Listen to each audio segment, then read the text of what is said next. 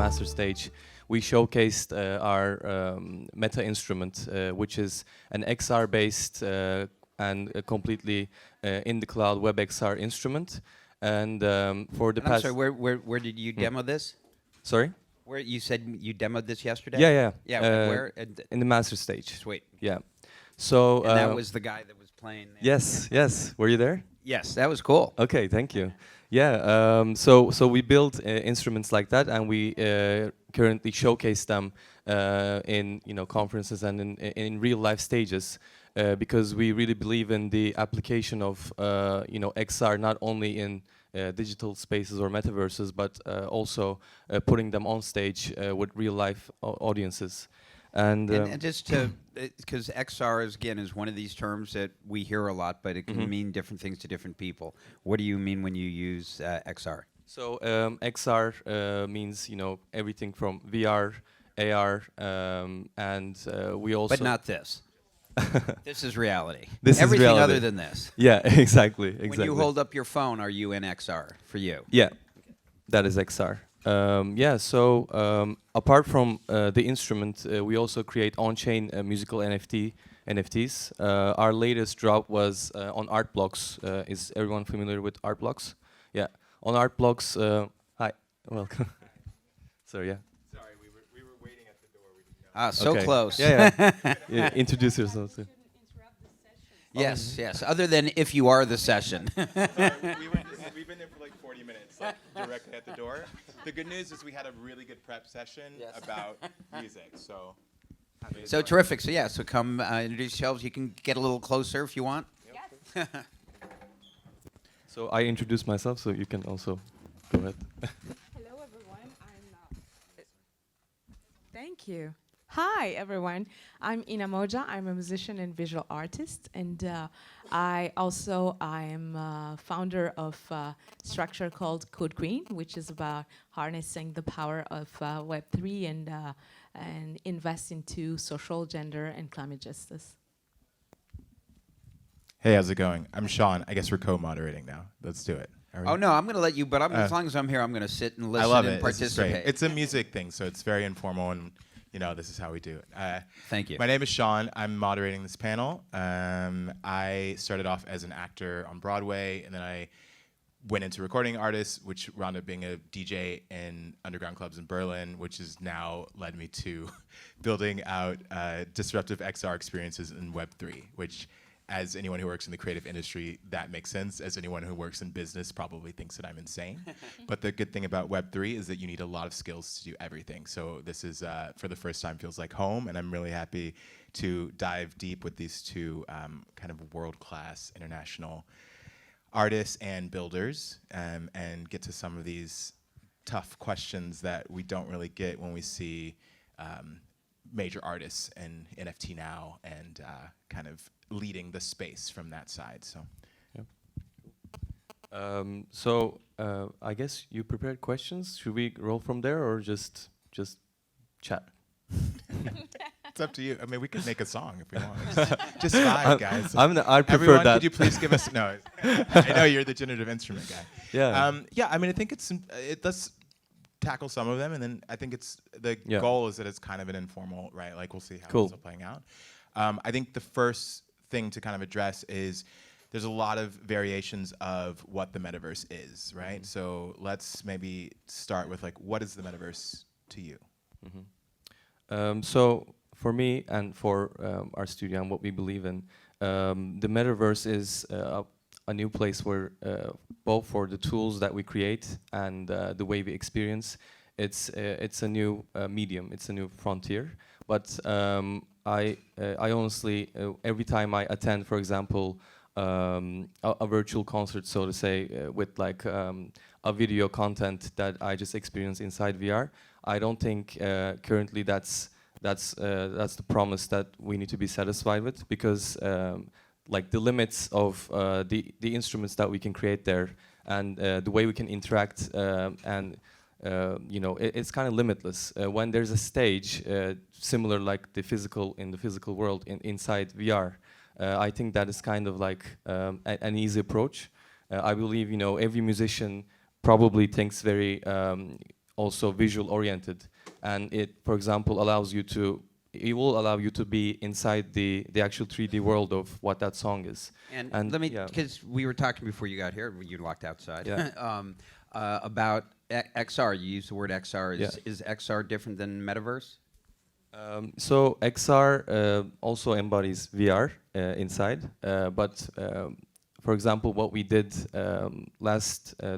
this January in Vegas was that there was a performer in Vegas, and there were 2 more performances in London and in Istanbul, where I'm from. We created a performance that was live in Vegas, but every musician attended from different locations, and the movements, the hand movements of those artists were also showcased with AR on that stage in Vegas. So it's a little bit hard to explain. We have a video, and I can, like, you know, mention it later on, but I think that's what it allows, you know, like cross-location, and just like removing the boundaries of the continents, because it allows you to do that. But is XR the same thing to you as the Metaverse, or are they 2 distinct things? I think like they're kind of I mean, similar. to me, they're the same thing. Yeah. As I define them, but Okay. Yeah, I would say. I don't know. I guess like the Metaverse, like what do you think?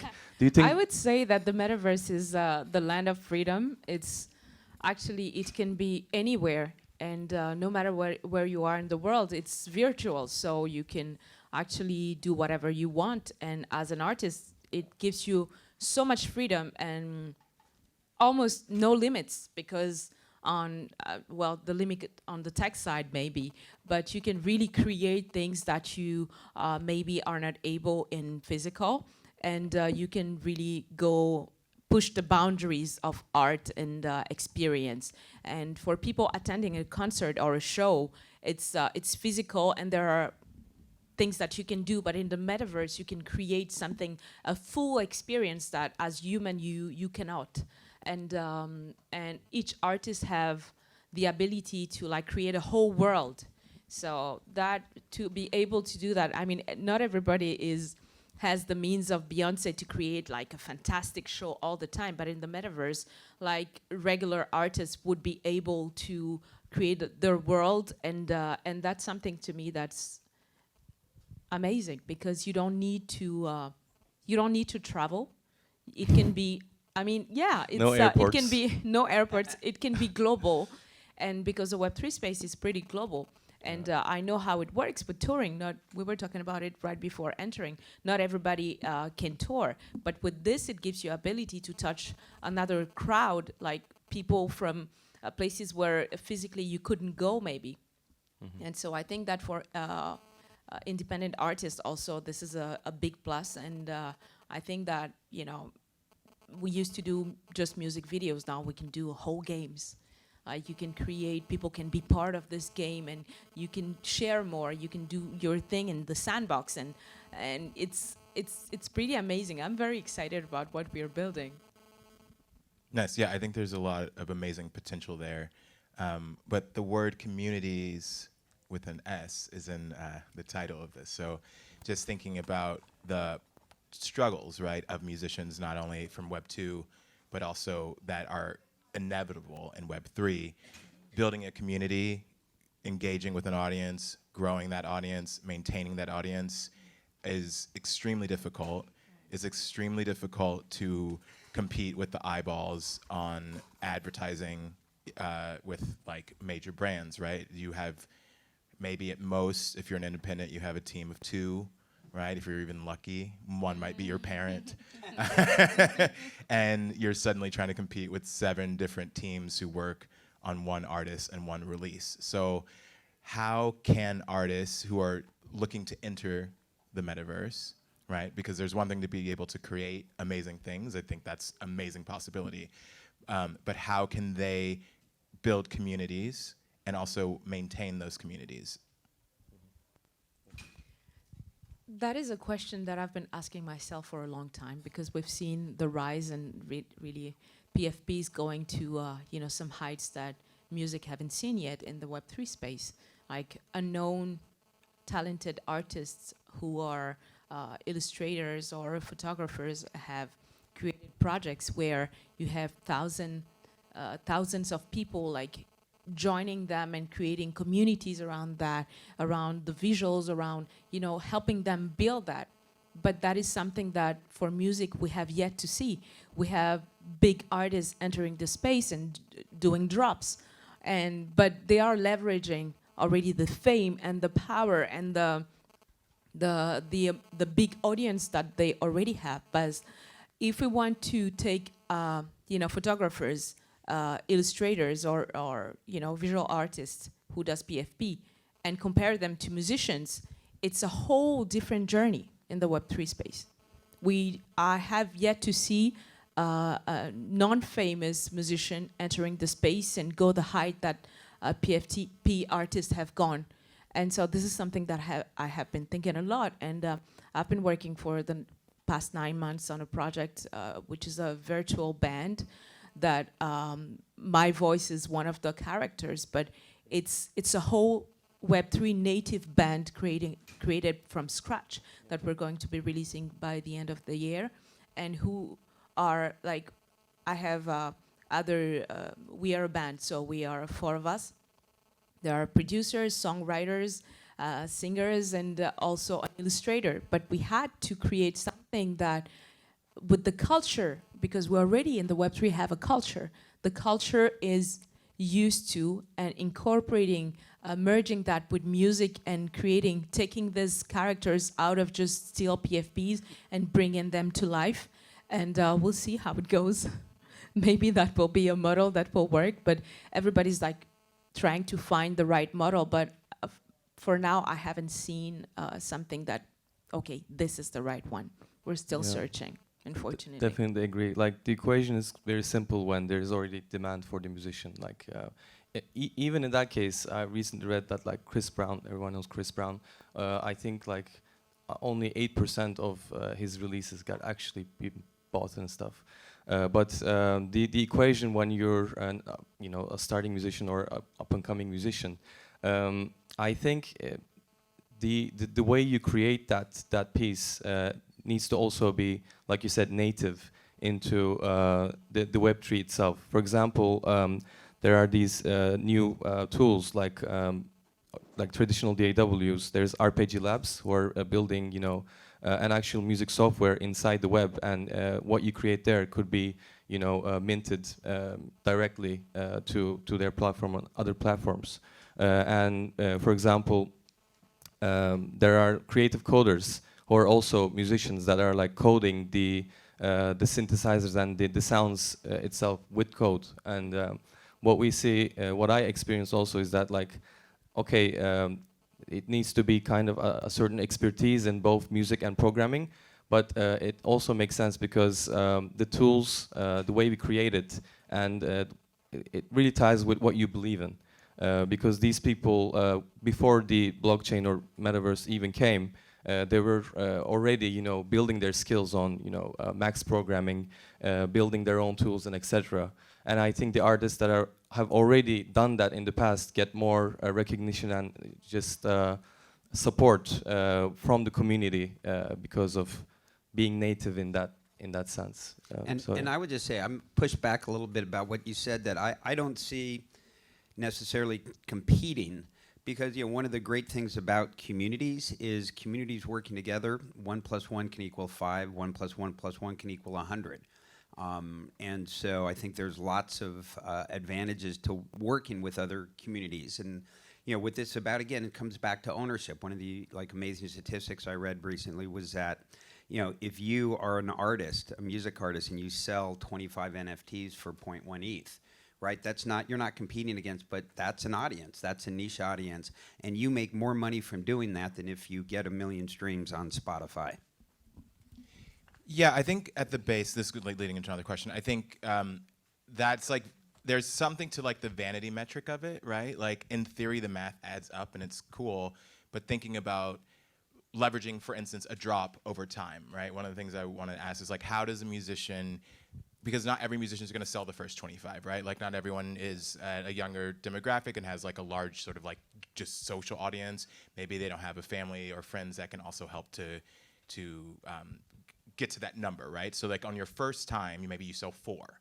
So it's like, how can you also as a musician re-emphasize that drop, bring people back to it, right? The momentum to the drop moment is kind of, we have strategy for that, right? We know like, okay, you get a community, get a Discord, be active on social, like go on the Web3 spaces, maybe collaborate even with someone who's doing, you know, AI or all of these things. But then you get to the moment, right? And then maybe you don't sell out. And so, and then we're moving so fast, right? Like, so then we're like, okay, and you might get lost. I think for me today is about these musicians who might want to be coming into this space, right? Who aren't going to sell out on the first drop, and how do they navigate? How do you kind of like take this moment and not get overwhelmed or upset and know, okay, in 2 months I can go back and do this other thing with that song. Like, how can they continue to leverage that catalog, right? Because it's not like licensing or Spotify discovery or something where someone might just happen to come along that song. It's like the drop exists in this one platform, and discovery is somewhat limited. Yeah. You wanna? What I think is that if we tie it to real life things, because as musicians we can. To me, an NFT is a music NFT can really be a way for a musician to be in touch with their audience and keep that connection. Like on social media, you build an audience and you talk with them and they comment and you comment back, etc. But with the NFT, you can share with them your creative process. You can share with them new songs. You can share with them, you know, if somebody comes to your concert and they buy their ticket through an NFT, you can then airdrop them something that makes them very special because you did it for them. It's more like an extra for now, a very, very special, it's like a better version of what you have on Instagram for now. I feel that we still need the perfect product that will make that people want to own that NFT. We have to give them more than just songs. Exactly. We have to give them more than just you know, even the stems that maybe, I love that idea. I minted some music NFTs where you have different stems and you can play around with it, but not everybody's a musician and not everybody will want to play with stems. And so we have to find that, and each musician, it's different for them. They have to find exactly something that people will want to own, and because they will have streaming, they will have, it's not about competition, but if your music, if you're giving the same thing as Spotify is giving, people will tend to go to Spotify because as you were saying, they have cool playlists and stuff and it's easier and you pay $10, etc. So you have to give something that is super special for them to want to buy that NFT. Yeah. I mean, we've already moved from like buying albums from iTunes into just like paying that same price for literally like the entire music catalog, and I think just like hoping to sell every record for like 0.1 Ethereum is very wishful thinking. And it was for many artists it was kind of like disappointment. But I think, for example, what you mentioned, the stems. There's async art where you can launch a music with its individual stems and its variations, and every musician knows you create variations for one song. You basically could create like you would know there are many verses, vocal lines that you write, and you in this Spotify age we need to decide this is the final version, and you export that and you release that, but there's so much more. Maybe people will like a certain version of the song, etc. But in an age where like Spotify also holds the power to show who they want to show to the audience with editorial playlists and everything like that, it has never been the industry where you can say, okay, this is the way and like this is the guaranteed way to success. It's been always very just like chaotic. However, like right now, we always hear these stories of like, I don't know, the people who posted their music on MySpace before everyone else, or SoundCloud, and in that way, like finding a platform that is just about to start and being recognized there has been a repeating way that I at least heard by musicians, like way to success. And there are like amazing platforms right now. There's like Audius, that you can, really post your music just like SoundCloud, but you get, royalties out of their coins, and yeah, just finding those communities with those platforms can be the way to go right now, I think, at least what I'm trying. And again, I would push back even a little bit on the question, because I think talking about the drop, that's how it used to work, right? Because it used to be about you made an album and then you sold the album, and that was, but it's no longer about the drop. It's about building the community. So the drop is just one of the utilities that's happening. And and we sit here at these conferences and we use the word community again and again and again. But what does community even mean? And I'd ask each of you just quick, what does community mean to you guys? I think community is a safe space of people who maybe don't necessarily completely think like you, but you connect on some higher principle or ethos. Cool. I think community is people who are, like-minded and want to build something, want to build like a world, and they support each other. And PFPs have been building strong communities. I talk a lot about PFPs because I work with World of Women, and the community that we see come together around values, around the art, around different things. So to me, community is it's more than an audience. It's people like being part of something and building it together. Cool. And I rather just say what I think about a music community. I think like if you were ever a fan of a band and you see people in these concerts that are also fans, it's usually a certain thing that the artist believes in, either with their sound, with their experimentation, or what they stand for. And these people just like come together with that same passion towards what the world the musician created. And I think right now not everyone has to say I'd rather pay for the music. You might be happy with the way everything is, pay $5, $10 for the entire music catalog, but there are people who also believe in this has to change, and for more artists to come up and live off. Yeah, about from half music. the time I have to say in 30 seconds, but Oh yeah, sorry. Yeah, so yeah, I think that's what the community is. A common goal or common. yeah, and I think these were all good good ways of describing community. But I think if you distill that down, what community means to me, and I weirdly have been thinking deeply about it for 20 years. I ran the largest social network in the world before MySpace, called Bolt. We peaked at 23 million kids in 2006. And to me, when I was building that and thinking deeply about community, what I came to the belief of is what a community is when it works. It's an ecosystem where everyone gets more out of it than they give. Great explanation. Right, and so I think everybody who's building a community is really trying to achieve that.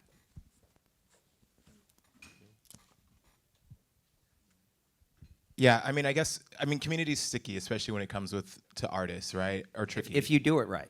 Right, but I think there's like 2 points, right? It's like there's a way to do it, right? And we can say this is how we do it and sort of ideate it out on a roadmap.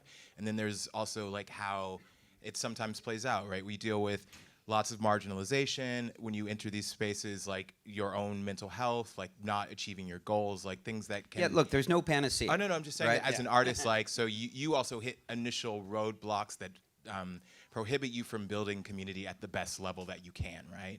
So trying to figure out, especially as artists enter to Web3, it's inevitable. We're behind a screen, so we're already getting too much of whatever the thing you're getting, right?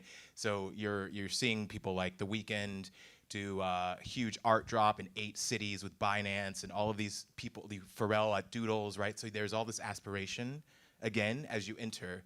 And so trying to find for artists, let's categorize that into like independent artists who have 0 following, have never released anything, right? Like what are tools for them? Where should they be looking in the Web3 space just to get acclimated, right? Because I totally agree with you. an ideal community is when you're getting more out of it. But at the beginning, I think a lot of artists are going to be incredibly lost. It's a very overwhelming space. There's a lot of vernacular that's very different to utilize. There's things that you need to have. You need a computer for certain tasks, like you can't do certain things on mobile. So how, like, where should they be looking, right? Because even Audius is a great example of a platform that has really amazing aspirational goals. When you release a song there, where do you playlist it, right? Like how as one thing that's cool about SoundCloud is you can like songs, you can make playlists, people can kind of discover who you are as an artist and your mentality, and you want to do that, but the catalog on Audius is not yet there, right? So these are all things that might happen. So trying to have you seen tools that you think, oh, this is a great starting place for a musician who's trying to enter the space? Like, because going to Audius, going to Discord, looking at Royal with an L, and then being like, oh, do I make an NFT? Do I make an LDA? Like, where do they go, right, to just get a cleaner, not handheld, but just a place where they can feel like, okay, this feels centered, I understand the material, I understand what's possible, I can start to ideate what I want.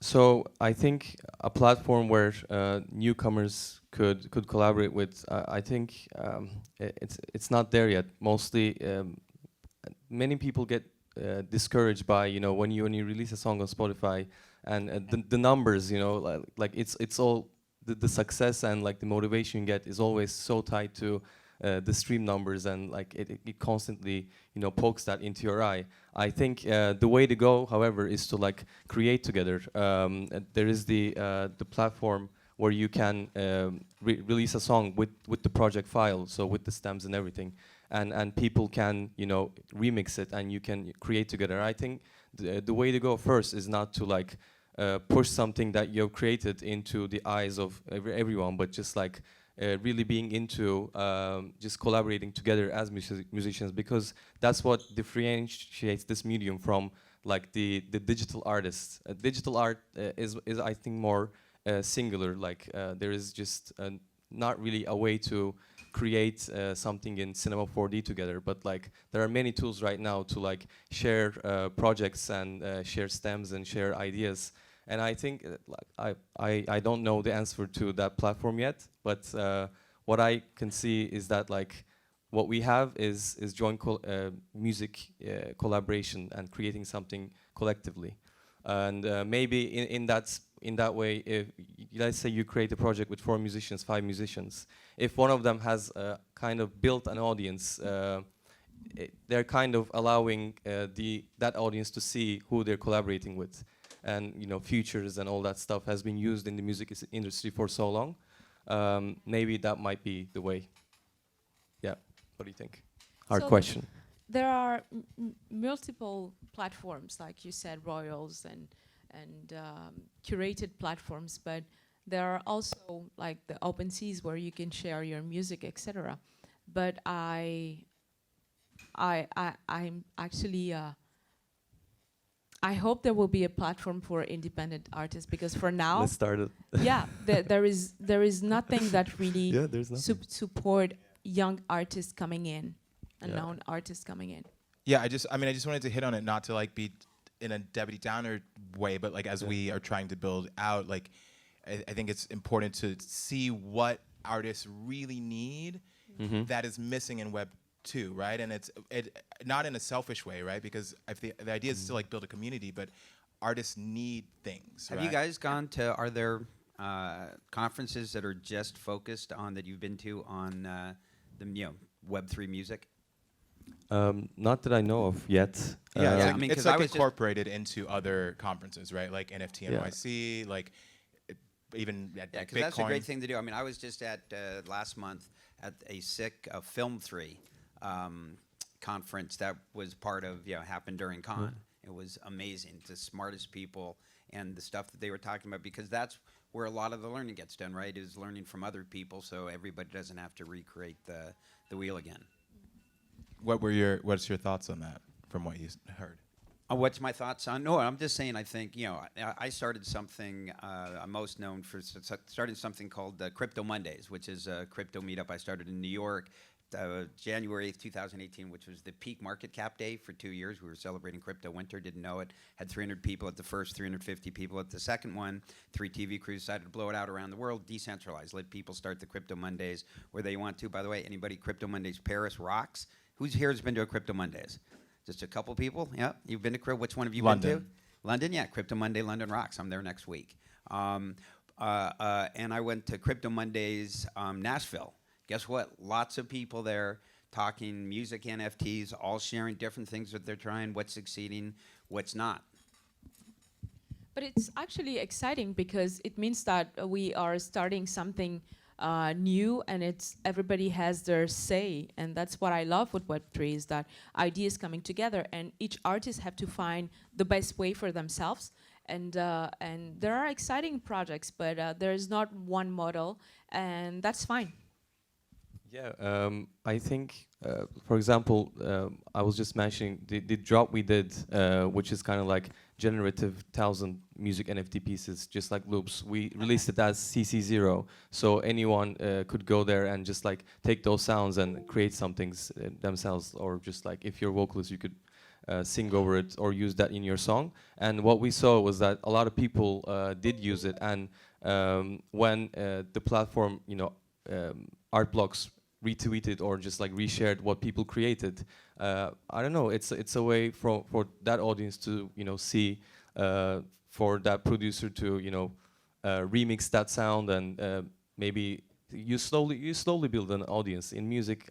I mean, I'm also an artist myself, and I'm a producer, and it's been always, you know, you just keep going. But how did the artists who got retweeted by Artsblock feel? I think they felt good. I mean, yeah, some of them actually released the music. Yeah, like I'm always looking from the producer's perspective, because well, I think that's right. That's what's different now, right? Streams, right? Focus has been on streams the whole time. Streams is how much money am I making, right? That's, you know, how much, you know, and it's about how much value. The way to win community is to focus on how much value am I giving my user, how much utility, right? Great utility, right? Let them go out there and get retweeted by Artsblock. That's awesome. Yeah, yeah. I think utility, of course we hear it a lot, but like what you build, for example, as a music NFT or a music instrument NFT, any product needs to be used. You know, you should be able to create with it, perform with it. At least that's what we're trying to do. Yeah, I think we need to wrap up. That's why I'm kind of. Yeah, well, we got until 3:20. So. Okay. I'm the MC, so I'll stop us. All right. Should we get questions? Maybe. I don't even know what time it is, but sure, we can get. 18. We still Yeah, have okay. 2 minutes. We got one more minute here. So. Okay. Oh, not two? My math is bad today. All right, so then let's ask some questions, I guess. Does anyone have any questions? Any musicians here? I had a random I can dream take question. questions in French if you want. She can take questions in French. Oh, okay. Any in Turkish? I can ask you my my fun question that I wanted to ask anyway. So maybe, so Pharrell's going to be the chief branded officer for Doodles, which is quite cool. I'm sure people have heard about this. And that's a really interesting play, right? He is kind of at a mogul level, so he's already creative and like has all the markers, right? Fashion and music and art and film and entertainment. And so Doodles Records obviously is going to be hype. Who do you want? Or who would you like to be on the Doodles record? Yeah. I hope there will be a mix of artists that we love, but also artists that we can discover. And I Yeah. hope that it's not like just a drop of album like the traditional way, that it's something that is open. I wish to see doodle music rather than album, because album it's just a few number of songs. With doodle music, I hope that they can be a collaboration with many artists that we get to know and support in the space. Yeah, I'm really looking forward for Kate Tronada, record from Doodles. I think that's gonna be awesome. But again, yeah, I hope they don't just limit to just like very famous people just being on board because Pharrell is on board, etc. Like I hope they release music with up and coming artists from around the world with different, scales and different sound aesthetics also. So yeah. K-Tronado though, That fire. would be really cool. Absolute fire. Okay, as the moderator, you want to get the last word for the panel? No, I'm fine, but I think it's exciting that all these people want to hear about music, and I think as we talked about a bit, right? It's one of those. It's tricky. It's a sticky one. It's not as easy to solve or to pinpoint, and there won't be one solution. So, if you find musicians who are trying to enter the space, please be kind to them.